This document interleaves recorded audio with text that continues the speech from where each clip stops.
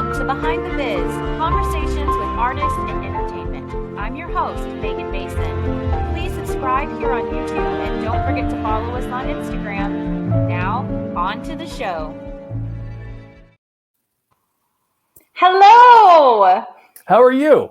I'm good. Hello, everybody. Welcome to Behind the Biz. I would like to introduce you today to my fellow colleague in the wig and entertainment land, Richard Krammes, who's coming to us from Denver. How are you? I'm good. Happy New Year. Happy New Year. Yay. January, what are we on, the 3rd? Yeah, already. This year's going to fly by. I want to tell people Totally. a little bit about your proper introduction, especially for those listening on the podcast. Richard has over 30 years in the industry. He is a master barber, which I think is very cool. He is a wig maker, wig designer. He does hair. He is an educator and still works in production as well. His full bio is available on the description, and bonus, I'm going to post some very cool photos of the wigs in the making for Hedda Gabler that he was working on at Denver University, correct? Yes. They're beautiful, and he was kind enough to send over the footage, so I want to share that so people can see, especially the ladder, the updo that you have, and then it's a ladder piece, Ladder, if you're just listening, that turned out so gorgeous. Human hair, synthetic? It was a blend. It was a blend. You know, we have to adapt to budgets, as we know, from venue to venue. We were trying to go with something a little more realistic. They didn't want a lace line on her. It's a really adaptable space that they have in the Byron Theater at Newman Center down at DU. But since they were going to do some filming, she's like, I really don't want a lace line on her. Can we make a piece? So we darkened her down and darkened her to the hair that was selected, and it was a blended weft. And of course, we know that when we work with hair that is blended or synthetic, that you will style it differently. You will steam the life out of it to get it to bend, and all those things that come into play. But we love the fact that we were able to incorporate some of her hair into it and have this piece to put on. And it looked beautiful. Fun. Thank you. It was great fun to to be able to put something up there in the middle of a pandemic and hope and pray that we would get to achieve something even on a smaller scale with it, which we were able to. So. Oh yeah, I mean, when you told me that you guys were working on a show, I was so excited for you because I miss live theater so much, and all of the protocols were in place, and wishing and hoping. I know they had to pause that production. We were talking a little bit before that you think that they were able to finish filming it. Obviously, it wasn't for a live audience, but. Right. It was closed to the students and all of the production team and some educators only for photos and archival. And then literally on the quote opening night, they came into the green room and dressing rooms and wig and makeup room and said, we've had a student test positive and we have to shut this down. The numbers had been going up in Colorado, and so we took a pause. Luckily, everything was done. Photos had happened, and then they said, "Okay, we're gonna come back and we're going to film it, but it's strictly going to be all run by the DU staff and students. So anybody who was contracted, we had to." I haven't seen the film portion of it yet, but I'll work my magic to get my copy of that. They've been very good to me, so it's a great place to be able to go and do some work, and some great people working down there. Formerly from Denver Center for the Performing Arts, where I used to work for a number of years. Some people were just on this project, and then there's some people that are, working down there full time, teaching. And just a really great theater program down there, and a really beautiful facility. Oh, I love that. I can't wait I hope that you will share with me the video whenever it oh yeah, comes to fruition. I can't wait to see it. Now, Denver is not where you were born and raised. You started out in hair. Well, you were born and raised in Baltimore, but then that's where you got your feet wet in the hair industry. Oh yeah. Right? Oh yeah. I went to barber school first. I love that, because barbering, I think, is almost a lost art as well. And so I just love that. I just want you to know that. And in those days, because that was a long time ago, but in those days, you did your initial training, and then you tested and got a journeyman's license, and you had to work for 18 months under a master barber, and then go and take your master barber license. Wow. So there was the whole straight razor shave. There were these 17 different strokes to the face, and the whole face prep, and all the clipper work, and the shear over comb. I mean, and there was the standard, thing that they wanted you to do, but you had to do it very well. And there's also a written test. But everything was live on a live model then. Everything was. So you had to really practice and have it down, or you were not going to get that license. And I worked in barbershops for a little while, and then transitioned into salons that were starting to, to merge both men and women together. Originally, they called it unisex. That is such an old term, but that's what they called it. And you had women in your chair, and you were cutting women's hair, which from the hairstyling perspective, the approaches are definitely different. And then I went back to school and went through a cosmetology program to learn more about women's hairstyling and all of the color work and chemical work that we weren't doing in men's hair then. Men's hair now is so freaking cool. These barbershops that are popping up all over the place. And they're doing work that I wished we were doing back in the 80s. In the 80s, you got to think about men's hair. We had mullets, and we had, spikier looks, things that were kind of geometric looking somewhat. There was awesome hair. Yeah, there was awesome hair, especially women's. But like all of the high and tight fading they're doing now. And we didn't have as much facial hair in the 80s, but they got very groomed facial. Even the guys with the long lumberjack beards, it's very groomed. And the shave shops came back. Yeah. After we didn't do all this shaving in the 80s. We really didn't. Some clipper work, but not shaving with blades. And that came back. And they've got a pool table in them, and there's one just up for me in Loveland that is both a barber shop and a whiskey distillery. I'm not kidding. See, there's a place here. It's called Tune Up or something, and it's for men to go and get their hair done, but also they do nail services for men, so they don't feel like they're going. But they serve here. Oh yes. And what a great idea, because I mean, let's be honest, guys should get pedicures too. Yeah. Maybe more than girls.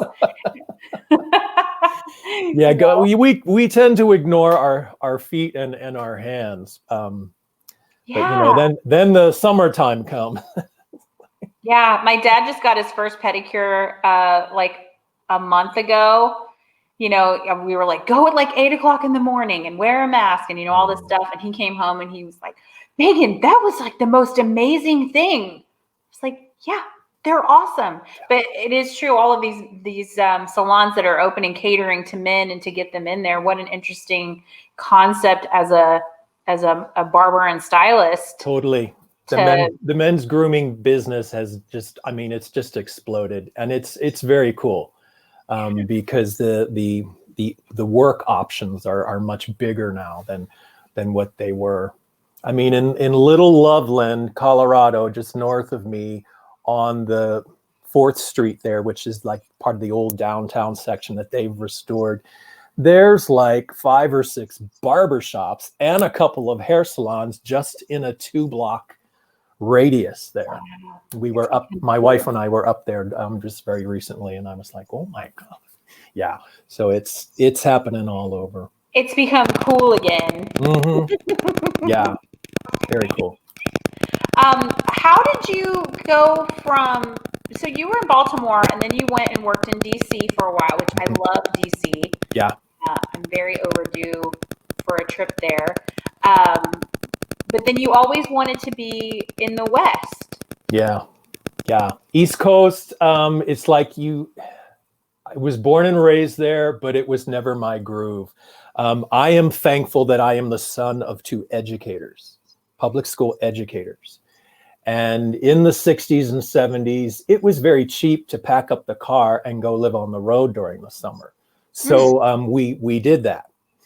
And my folks were really big about taking my sister and I to see all these, historic places in the United States, Canada, Mexico, U.S. Virgin Islands, Puerto Rico, all the national monuments, the national parks. And we a lot of it, we did camping. Most of it was camping because it was affordable for a family of 4 to do that, plus the dog,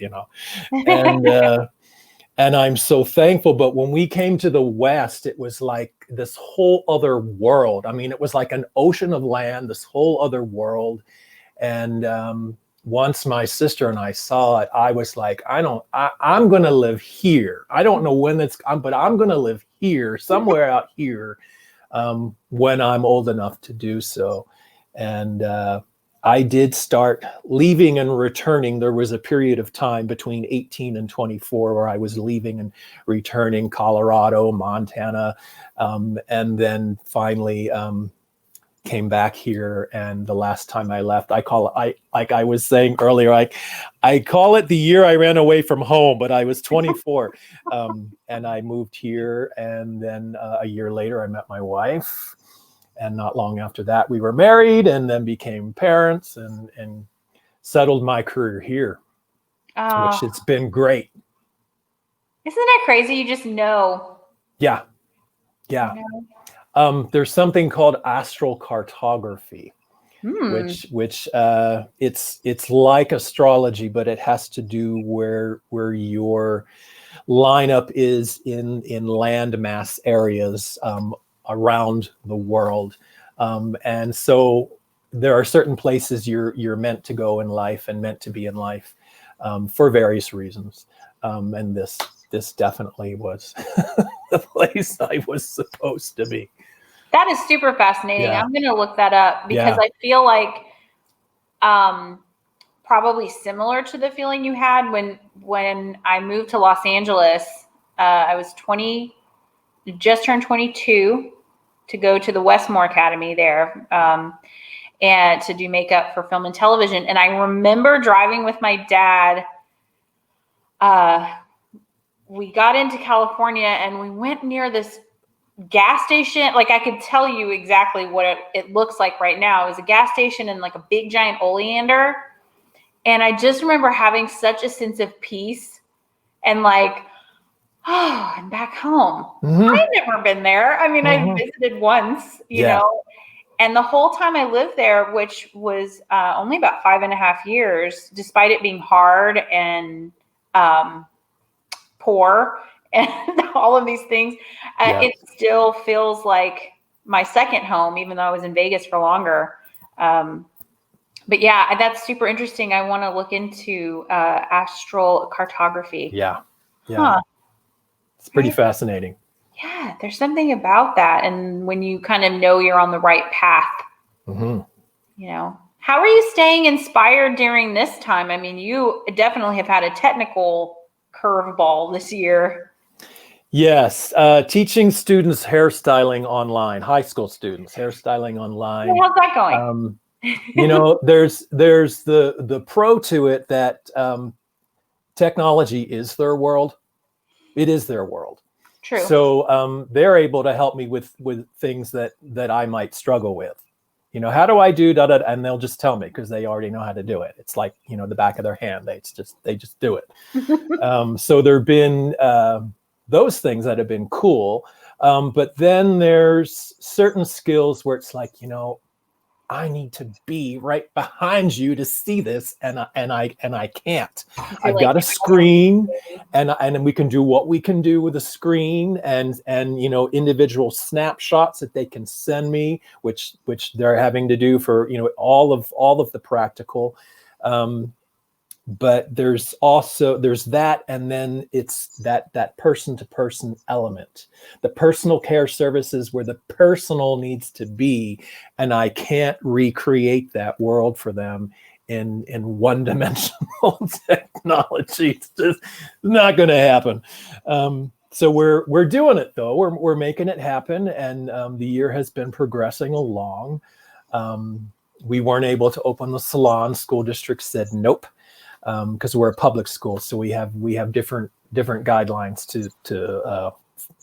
to follow for that. Right. So that's been unfortunate. But in a previous year, I was able to order ample supply of mannequins. So we have heads to work on, and they've got family members and friends at home, and some of them have been taking that step to move beyond. And I've been encouraging it with all the parents. The next phase that happens over the next couple of months is teaching chemicals online. Perming, relaxing, hair color, all of that. So I sent out a letter today, including all of the parents in it, along with the students, to let them know that they need a space for chemicals to happen. Yeah, because some parent is gonna be very surprised by that solution. Yeah, because there's going to be odors and there's going to be mess, and I'm letting them know now that they need to create a space for that to happen. So I'm ready to fly on it. We have chemical kits that have to go out and pick up dates for things throughout the year. I mean, it's happening, and I'm thankful that it's happening. Because in the beginning we were all, just kind of scrambling with, how are we going to do what we do, in a virtual world? Because we didn't start out having kids in there. We were online, and then we got to have partial live, and then the numbers went up. So we went back to live, and we'll be live until the week of the 19th. And then we're going back to 4 days live, an AM class, PM class, because it's a 2-year program that I teach, and the Mondays will still be an online thing. This is really awesome that this is a program that's in a public school that's so in depth. Boulder Tech in Boulder, Colorado has often been referred to as Boulder's best kept secret. I don't want it to be a secret. I want everyone to know that our cosmetology department, which has been in business since 1967, is still doing the biz in Boulder County. It is an awesome program. I feel extremely fortunate to be working with an incredible staff. Jennifer Ball as esthetician, Angeline Espinoza teaching our nail class. They're both incredible educators. I teach the hairstyling program. It's a 2 years. Theirs each is a 1 year, pending when the students can start. And if they get ahead on their high school credits, they might be able to pass through all 3 programs and get the full cosmetology. We hope someday to add a barber program. Would love it.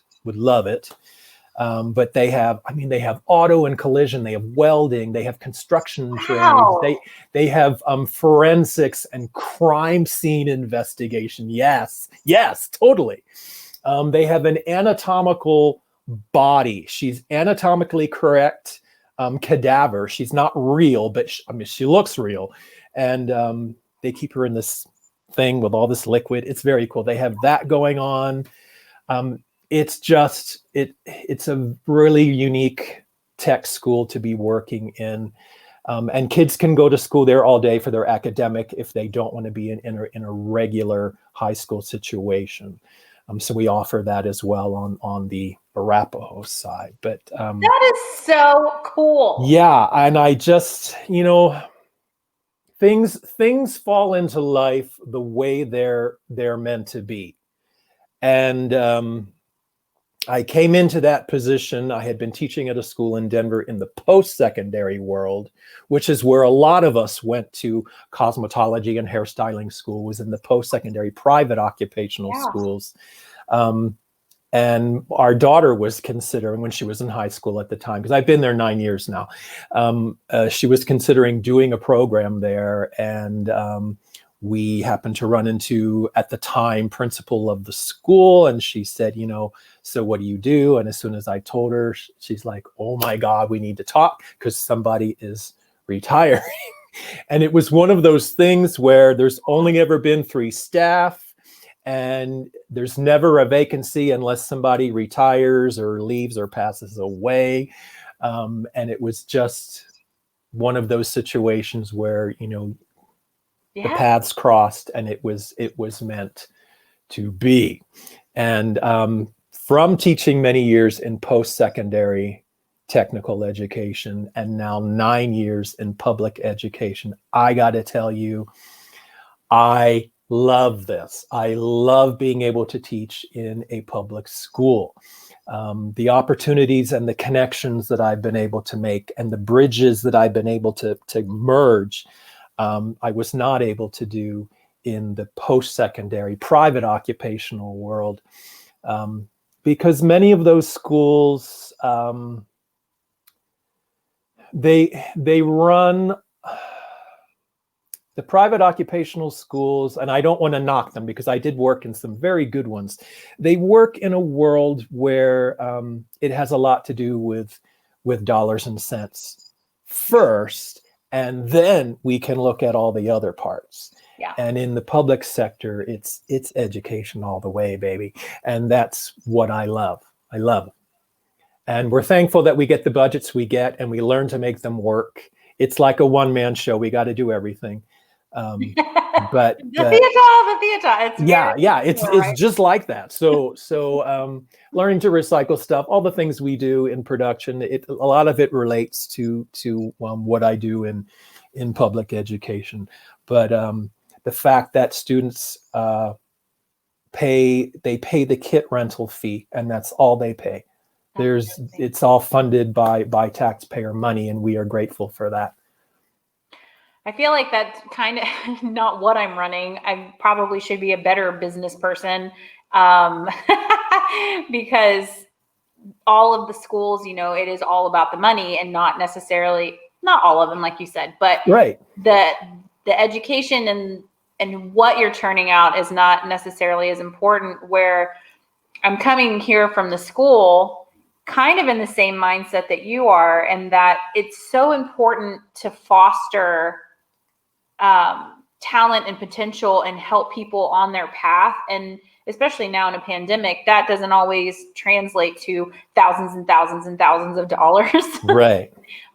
So it's working with people and figuring out how to make those next artists have the opportunities to do what we do. Exactly.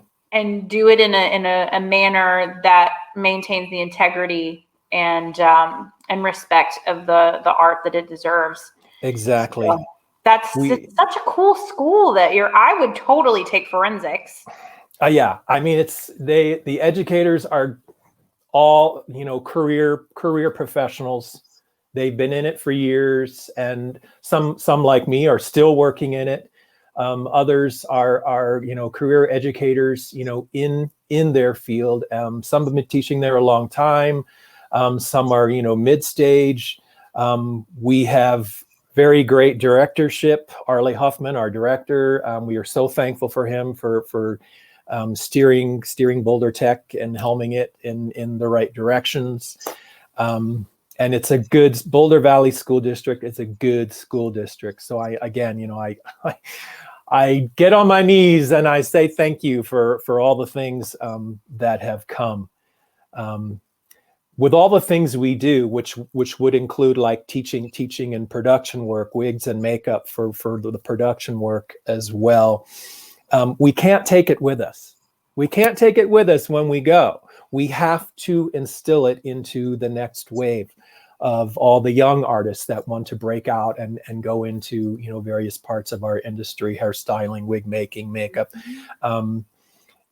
We just can't, we cannot take it with us. They have to be inspired, they have to be motivated, and we have to deliver the skill set. Because if they don't have the skill set, the art and craft won't survive, and the quality will go down.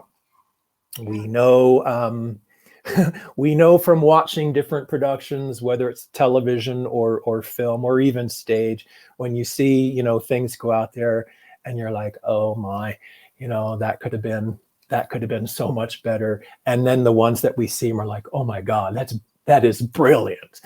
So the we ones have to that keep you delivering. see and you're like, I am a hack. When you watch like really gorgeous ones, and you're like, what am I doing over here? Look at that. Like, wow. Yes, which inspires us to want to be better at what we do, to continue doing the professional development workshops and continuing to educate ourselves to be better at our game.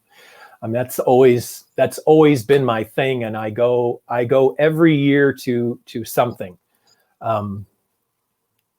and I bring it directly back, of course, to the classroom, because again, you know, can't take it with us.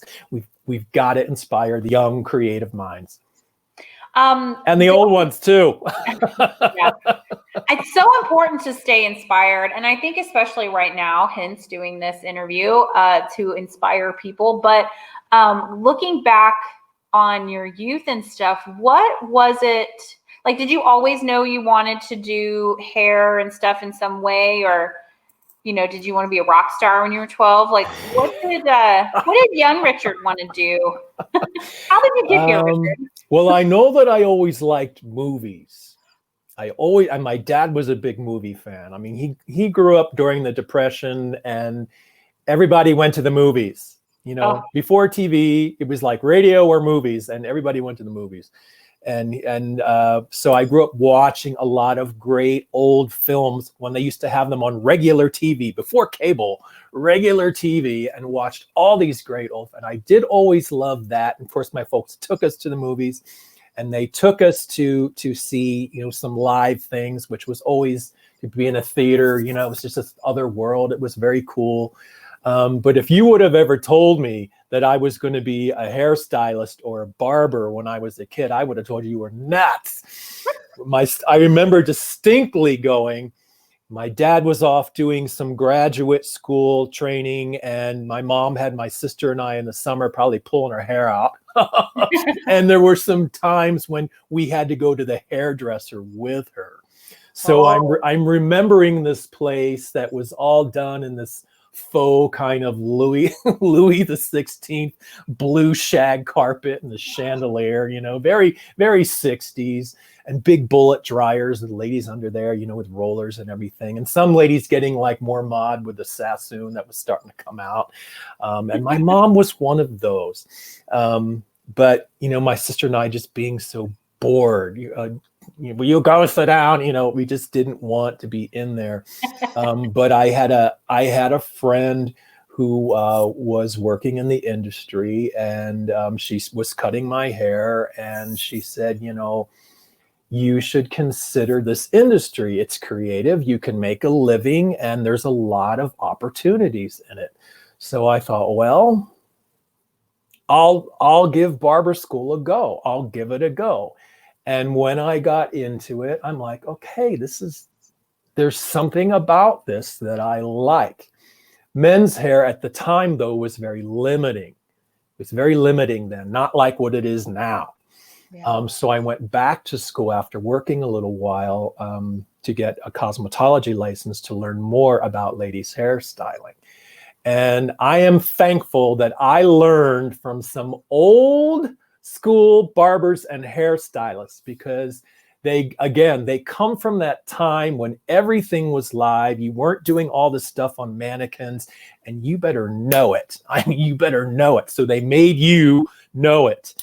And like learning finger waves for the first time, I'm like, what is this? I don't know, but it's really cool. I'm making a mess. I don't care, but I'm loving this, you know, and all that hand setting, which is an art.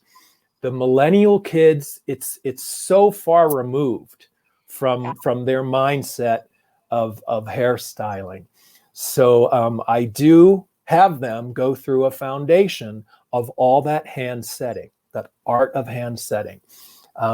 It's just such a valuable skill. Mm-hmm. And in 2021, bigger hair is coming back. Oh, So thank that's God. going to require them to get used to putting volume in the hair and not all this flat ironing. They don't even call it a flat iron. They call it a straightener. They're just flat ironing all this hair. Everything flat, flat, flat. No, it's going to get big again. So we're gonna go back to creating that bigness. But getting into ladies' hair and then working in salons where we had, you know, both clientele coming in. But it wasn't until I got into teaching, and then when wigs got handed over to me, You're like, Always Patsy Cline was the longest cabaret show running in Denver history at the time, at the old Galleria Theatre, which is still down there in the Denver Center complex. And the wigs were handed over to me by a former student who was also a wig maker.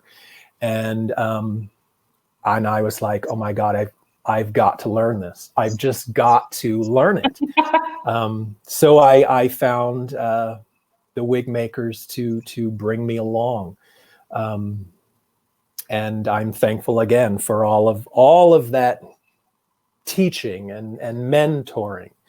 Lee Barnett Dombrowski at Colorado Shakespeare Fest.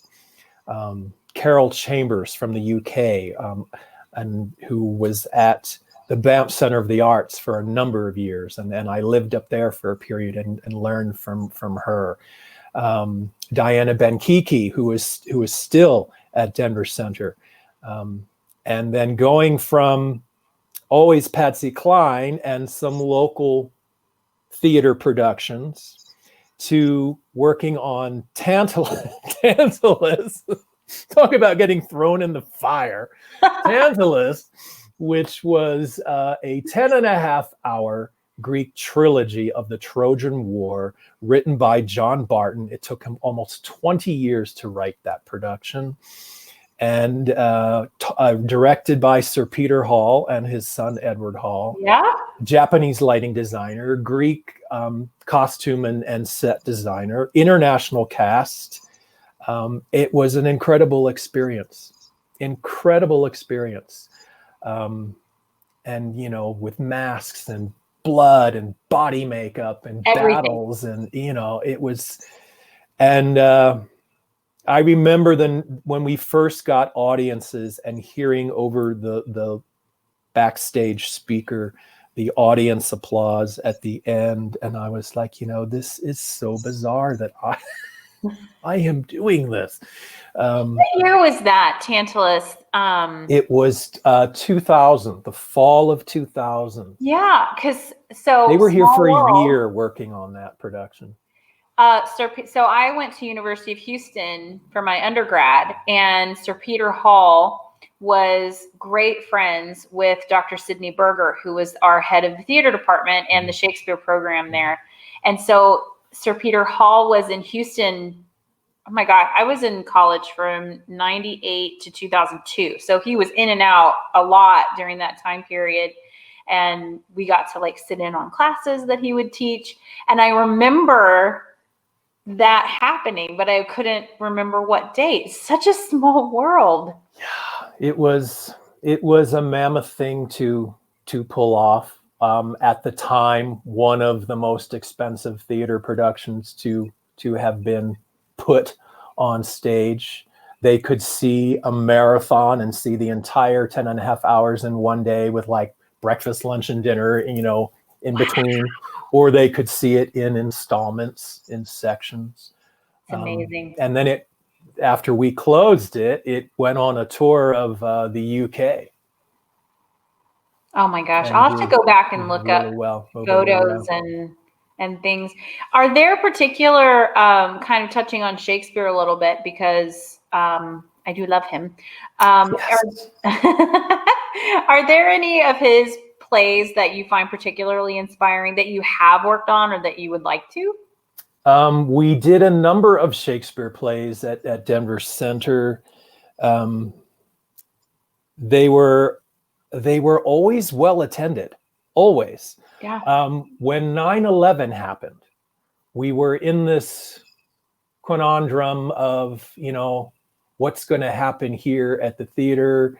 Are people going to be spending money? People were kind of panicking. The economy was kind of getting wonky, the stock market, blah, blah, blah, because all those things always affect it.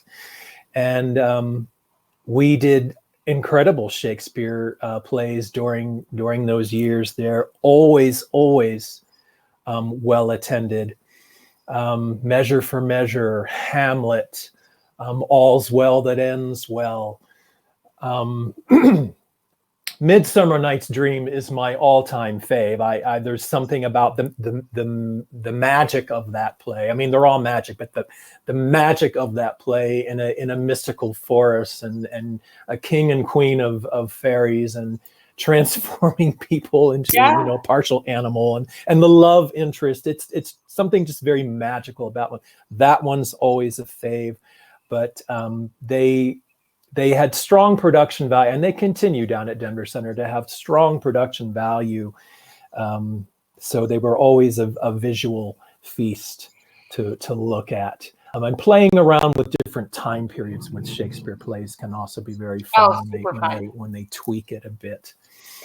From a styling perspective, are you a designer stylist that enjoys working more with period pieces? And if so, are there certain periods that you kind of are drawn to, or do you like more mainstream modern day contemporary pieces? I will always call it walking the tightrope between the two worlds. In years that I was out on the road with the product line Aquage as part of their artistic team, Luis Alvarez, our mentor and director, was always moving us towards the modern. You could take something from the past, but you have to learn how to make it look modern. You gotta push the boundaries of that shape. So he was always seeing the historical hairstyling aspect in me, but saying, it can't go out. Look, you got to do this with it. And it was learning to walk those two tightropes. I love period hairstyling. Again, there's such an art to it that on one hand we've lost, but on another hand, we can gain by ensuring that, again, that we're going to instill that training into the young creative minds. I am so thankful that it was taught to me, because I continue to show it to my students and try to open their minds with it. But I love vintage hairstyling. I think the 40s was a really interesting time period for women's hair, because of all of these larger conicular geometric looking shapes with volume, and of course, again, all hand set. What was happening with waves that were getting softer and longer, the sleekness of it. It was kind of shifting from Art Deco to Art Modern, and everybody had pads, even men had pads. Everything was very tailored, they were. You're a man after my own heart. I'm obsessed with it. It's just a beautiful look. So I see when I look at those things, and then I see like slight returns with like the rockabilly set. There was a return of those looks. I'm like, yeah. And then when burlesque came back, and people were like Dita Von Teese, and I'm like, I love her, And I'm always looking at that. But that's one of the periods that I just love being able to play with.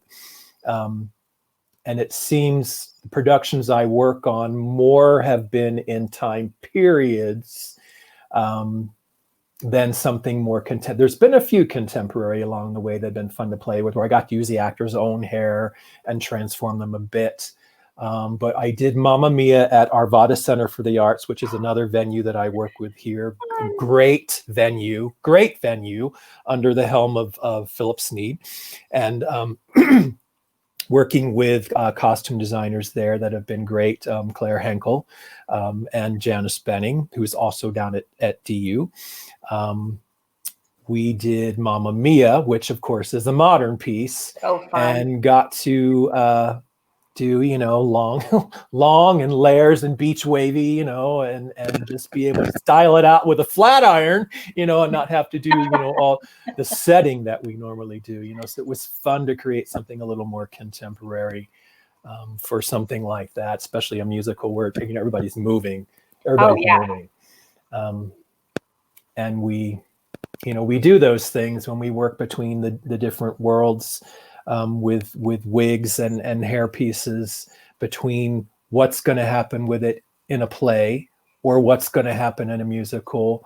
And then comes the world of dance. And this from working with Houston Ballet. They're moving all over the place, doing things you would not believe that they do with their bodies when you're watching them backstage and they're warming up. And they're tiny. I mean, they're this big, and then all of a sudden, boom, these muscles start popping out all over the place, and they're stretching in positions. I'm like, oh my God, I don't know. Your body must be made of rubber. But those pieces are on there through all of it, and they better not fall off. Well, I always joked with the acrobats in Ka at Cirque, because at the ballet we would have to pin their wigs on, and they want blood.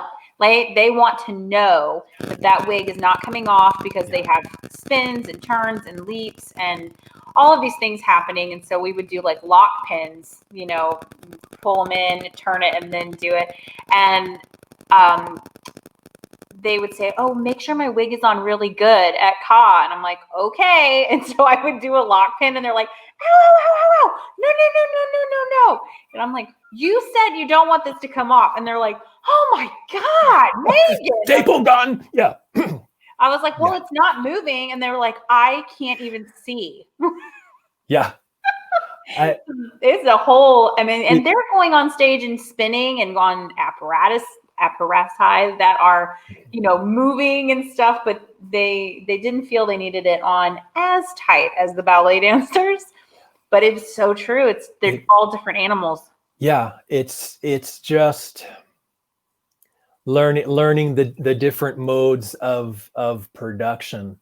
Opera, there's a lot of standing and sing. I mean, there can be, the choreography bits pending what's happening in the story, but there's just a lot of that aria delivery involved.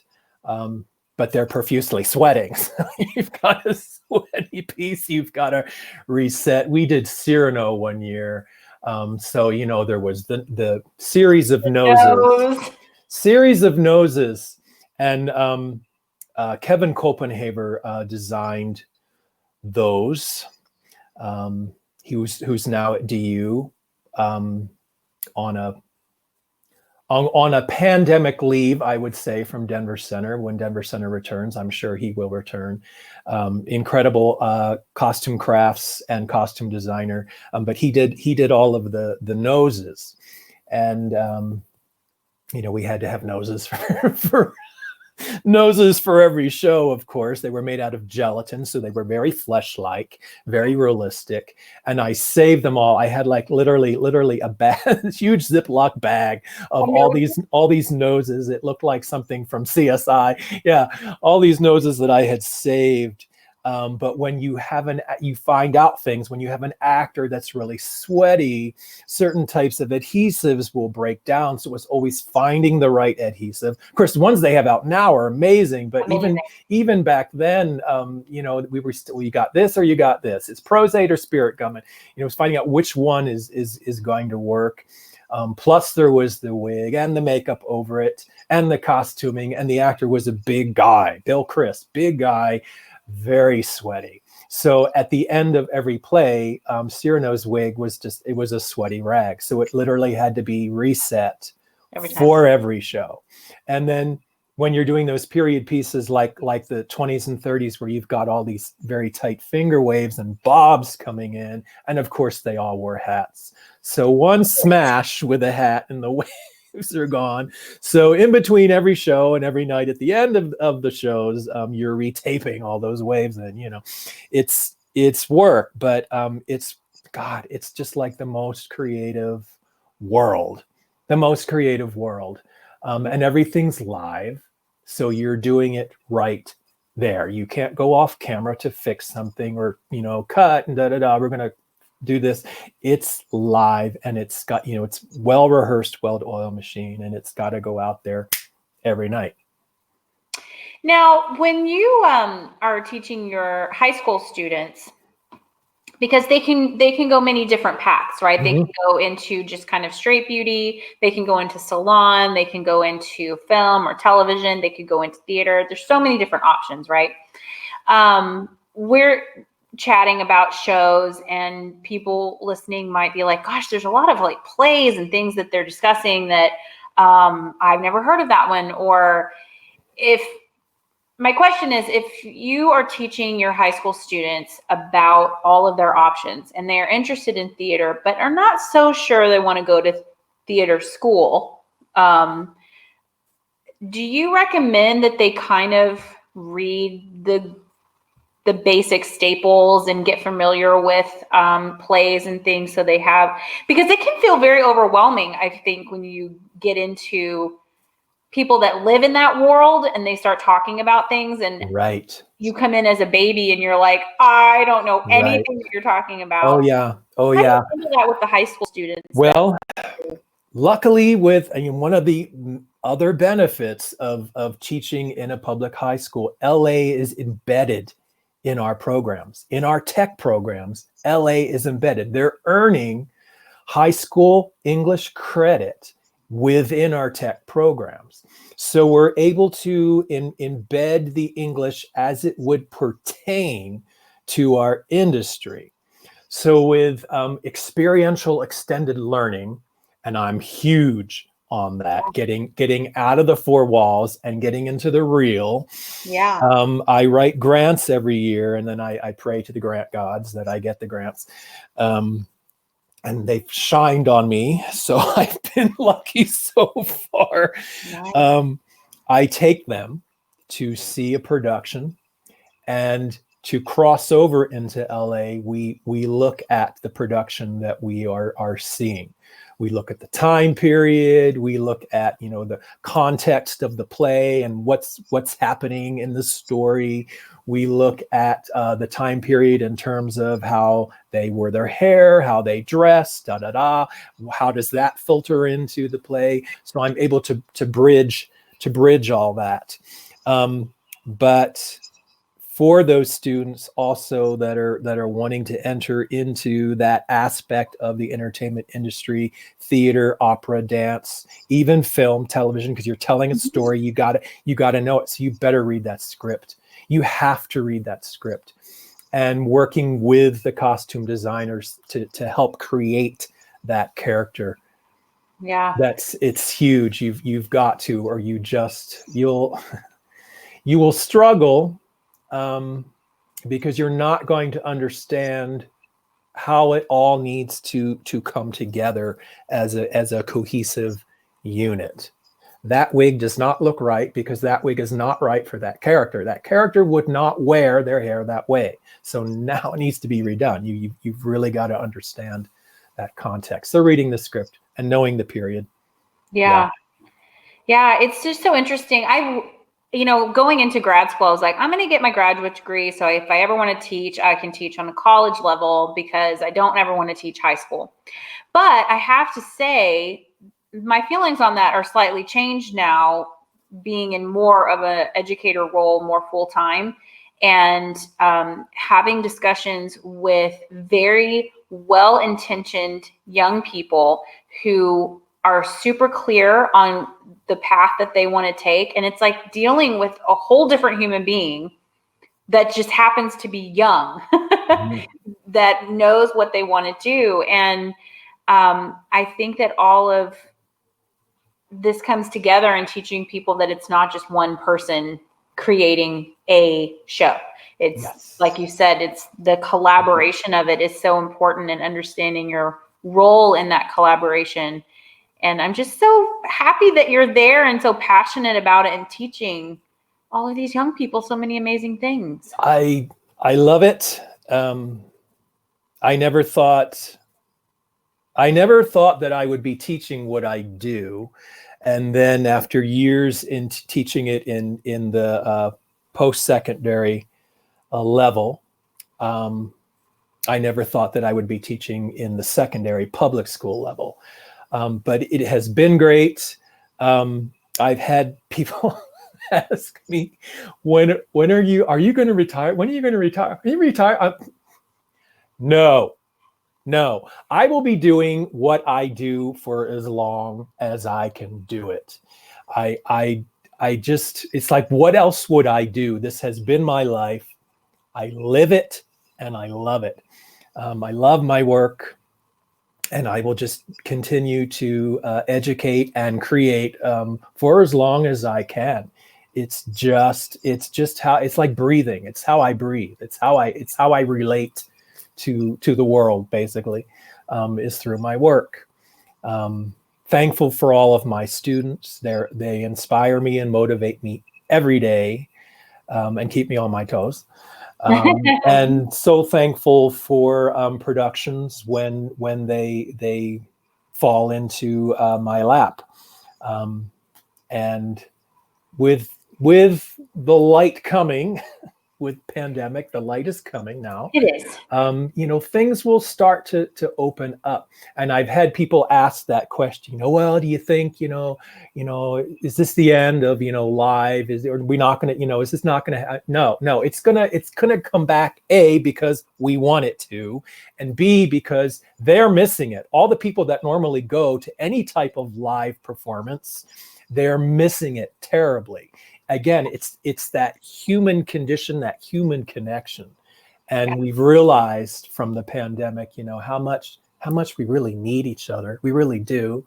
And when you go to experience, live performance, it's a way of connecting.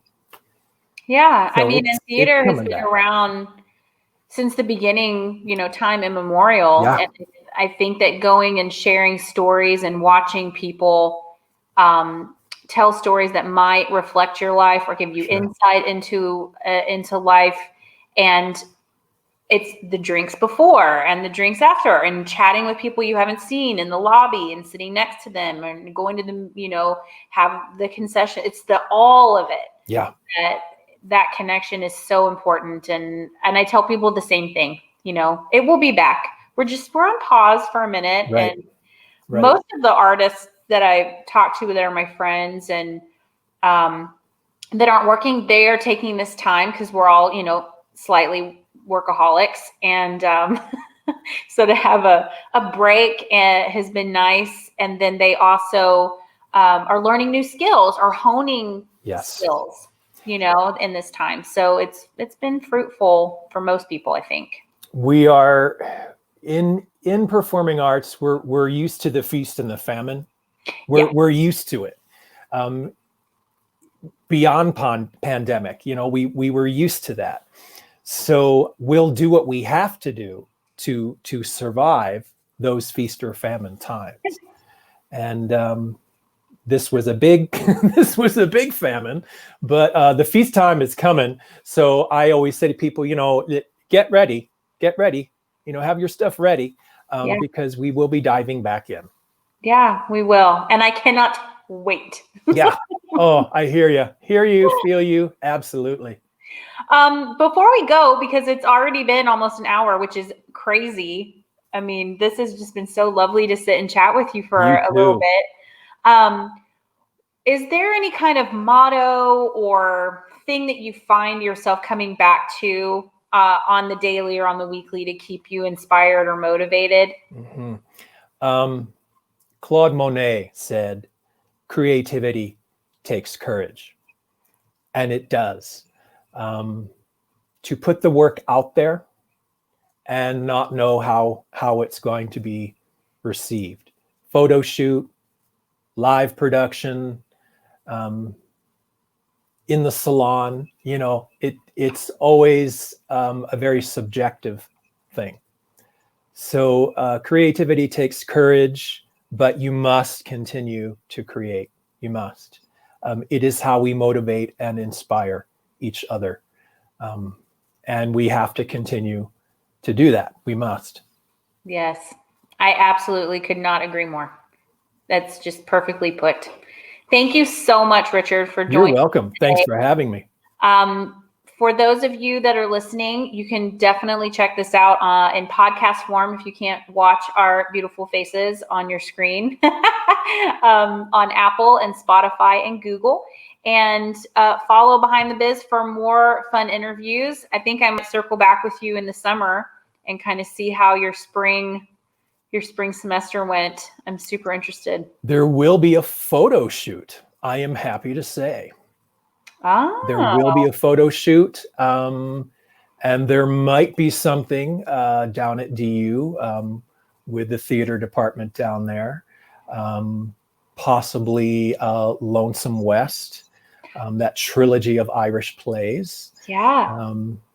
Which that one takes place late 70s, early 80s. So I envision a mullet coming, which mullets are back. So, hey, let's ride with that, So, and maybe even a perm. So we'll see what happens. We'll see what transpires. Oh, yes. Well, stay tuned. We'll schedule that up for the summertime, and we'll maybe have a little cabana and stuff, and we'll chat. Fun. All right. Thank you for joining us, everybody. Until next time, stay safe and stay creative. Thank you for joining us today on Behind the Biz, Conversations with Artists in Entertainment. You can also check out this episode on Apple Podcasts, Spotify, and Google Podcasts. See you next time.